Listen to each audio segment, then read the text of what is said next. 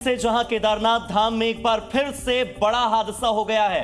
आज केदारनाथ रूट पर helicopter crash हो गया है। ये दुखद खबर सामने आ रही है। हेलीकॉप्टर में पायलट समेत कुल 7 लोग सवार थे। इस हादसे में 7 लोगों की मौत हुई। आर्यन कंपनी का हेलीकॉप्टर क्रैश हुआ। गौरीकुंड और त्रिजुगी नारायण के बीच ये हादसा हुआ। दर्दनाक हेलीकॉप्टर के क्रैश होने का कारण खराब मौसम बताया जा रहा है। तो खराब मौसम की वजह से हेलीकॉप्टर क्रैश हो गया। आपको बता दें कि केदारनाथ और गौरीकुंड के बीच में 16 किलोमीटर की दूरी है और इस दौरान ये हेलीकॉप्टर जो है वो केदारनाथ से श्रद्धालुओं को लेकर गौरीकुंड लौट रहा था।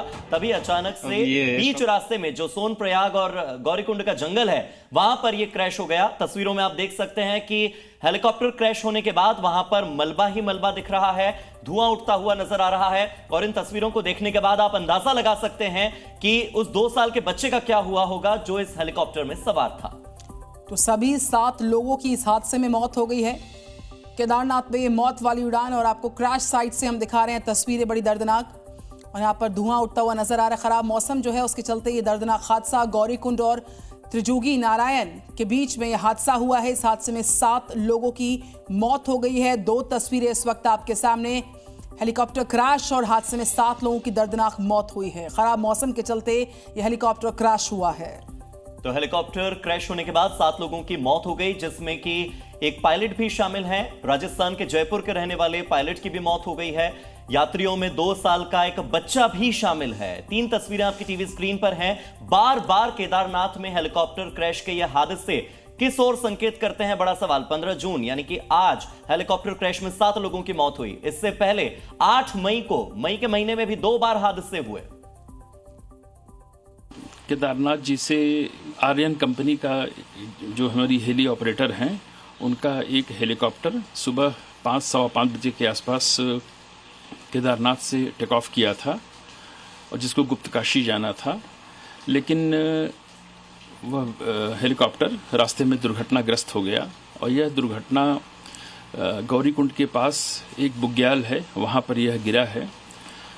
यह स्थान करीब 7 किलोमीटर ट्रैकिंग रूट है और वहाँ पर एनडीआरएफ और एसडीआरएफ की टीम को रवाना किया गया है। अभी थोड़ी देर में वो पहुँच भी जाएगी। वहाँ के जो स्थानीय लोगों थे उन्होंने जो सूचना दी उसके हिसाब से उसमें किसी के भी बचने की संभावना नहीं है।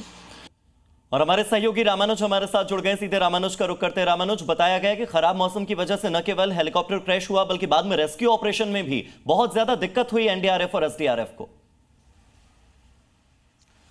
आपके सवाल का जवाब देने के साथ में 2 अपडेट भी बताना चाहूँगा। चूंकि जिस तरह से हेलीकॉप्टर क्रैश हुआ है उसके बाद रेस्क्यू ऑपरेशन चलाने तक और पूरी वैली में जितने भी हेलीकॉप्टर चलते थे, खासतौर से केदारनाथ से लेकर के गौरीकुंड और फाटा तक, उन हेलीकॉप्टर को फिलहाल होल्ड कर दिया गया। उनकी भी उड़ानें नहीं हो रही हैं।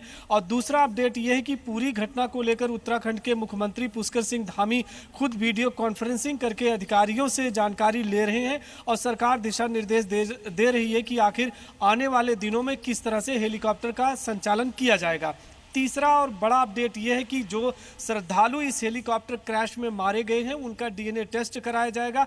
उसके लिए पौड़ी सी एक डॉक्टर की जो टीम है वो जा रही है और डीएनए टेस्ट के बाद जो भी वैधानिक कार्रवाई होगी, साथ में डेड बॉडी को परिजनों को सौंपने का वो काम किया जाएगा। तो ये 3 बड़ा अपडेट है। लेकिन जिस तरह से रेस्क्यू ऑपरेशन चला है, बिल्कुल रामानुज, जो आप 3 बड़े अपडेट्स दे रहे हैं उसी में से एक और बड़ी जानकारी हम साझा करें दर्शकों के साथ। जो आपने डीएनए टेस्ट का जिक्र किया, देखिए क्रैश में मारे गए लोगों का डीएनए टेस्ट होगा, उनकी डीएनए जांच होगी। डीएनए टेस्ट के बाद शवों को सौंपा जाएगा परिजनों को। रामानुज इस खबर पर यह अपडेट अभी साझा ही कर रहे थे। देखिए हेलीकॉप्टर क्रैश में 7 लोगों की मौत हुई है और डीएनए टेस्ट होगा, उसके बाद इन शवों को सौंपा जाएगा उनके परिजनों को। यह बड़ा अपडेट